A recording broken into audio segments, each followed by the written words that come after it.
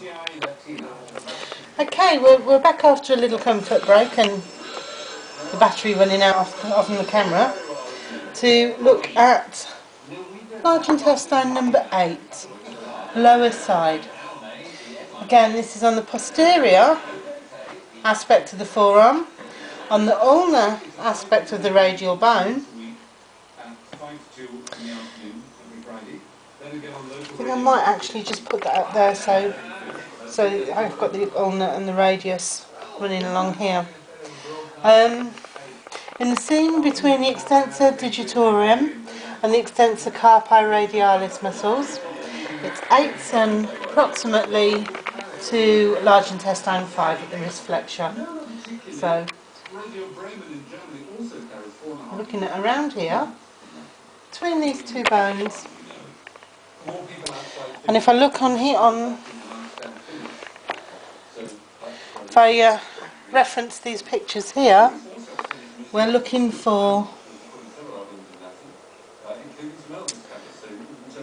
the seam between the extensor digitorum and the extensor carpi radialis muscles.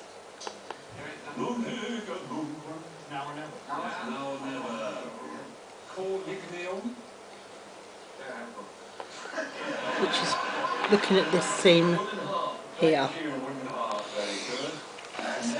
Looking down here through this seam, we're looking 2, 3, 4, 5, 6, 7, 8. We've got this seam here. Muscles. Can you wiggle your fingers for me just so I can feel it? And scrunch your hand up. Here. I'm going to use here. Large intestine 8. Okay, so large intestine 9, upper angle.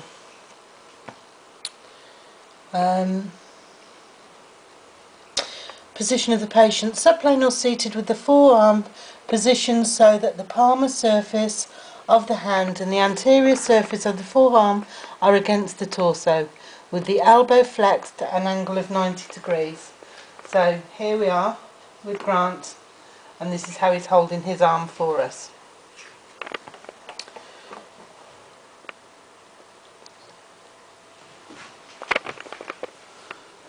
Okay, and the location we're looking for here, on the posterior aspect of the forearm, on the ulnar aspect of the radial bone, on the line connected large intestine 5 with large intestine 11, in the seam between the extensor digitorum and extensor carpi radialis muscles, 9 cm approximately to large intestine 5 on the liver flexure. So here we are at 9 cm. If you can just squeeze your arms for me. You can feel his muscles coming through here. I can reference this point here to the picture on the Jinglo, which is here. And I'm going to place this point, and let go now, Han, in that well there.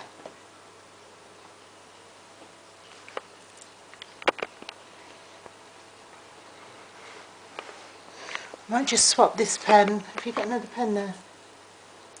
Oh, I've got my other white pen here. Just because the silver marker isn't showing up. So we'll put L10 here. L9 here.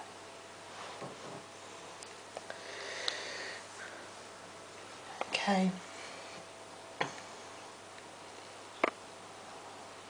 Sorry, that was L8. And this is large intestine 9 there. We're going to look at large intestine 10. Arm 3 miles. This is on the posterior aspect of the forearm, on the ulnar aspect of the radius, in the seam between the extensor digitorum and the extensor carpi radialis muscles, 10 cm approximal to large intestine 5 on the connecting line with large intestine 5 and large intestine 11. So again, we're looking for this seam running through here, 1, 2, 3, 4, 5, 6, 7, 8, 9, 10. Still looking for this seam. Can you tense your arm and flex your arm? Here. Thank you, Grant. Let go now. And there's a well there. I'm going to put my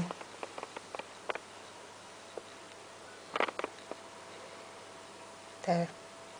I'm going to put a circle there. Thank you. I'm going to look for large intestine 11 now. And this is an earth point. It's called Crooked Pond. And this point might be used for tonification.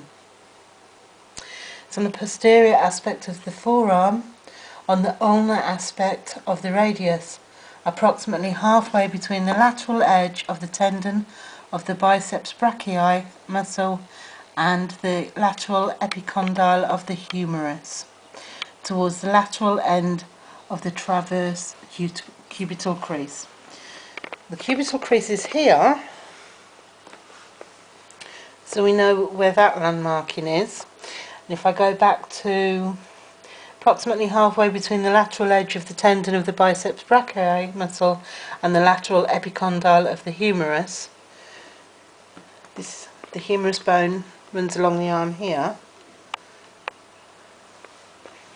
and if I just look here, we'll feel the lateral epicondyle. That there would be the medial epicondyle through here, and this is the lateral because it's on the outside furthest away from the body here.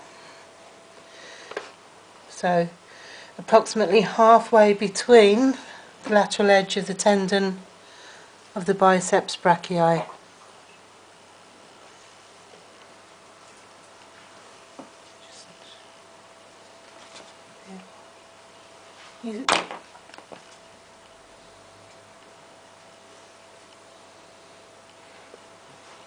Again, let go, and one more time. So I'm going to place that here. 311. Thank you, Grant, for allowing me to do that. What I just want to do is show the way the chi will flow along this meridian. We'll start here, come through here, go down here, and then it will travel along this seam and up here. I've obviously made some mistakes while I've been marking up this meridian, but I know that I haven't exactly got my points in perfect along this meridian line here. What I will be doing is studying this, studying the anatomy of the arm, and I will be revisiting this meridian at some point in the future. And when I come back to this, I will know the structure of the arm muscle, and I will be able to talk more confidently about the landmarks in the arm and place this meridian. See if I hold that high. Place this meridian here. Oh. See if I go.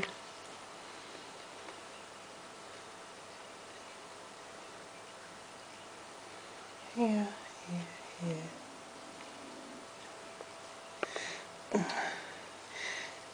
Yeah, this is not the most perfect centered line we find ourselves having. We do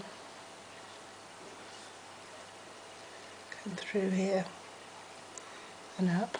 So I will be revisiting this meridian at a point in the future. But thank you very much, Grant. Thank you, Jake, for filming.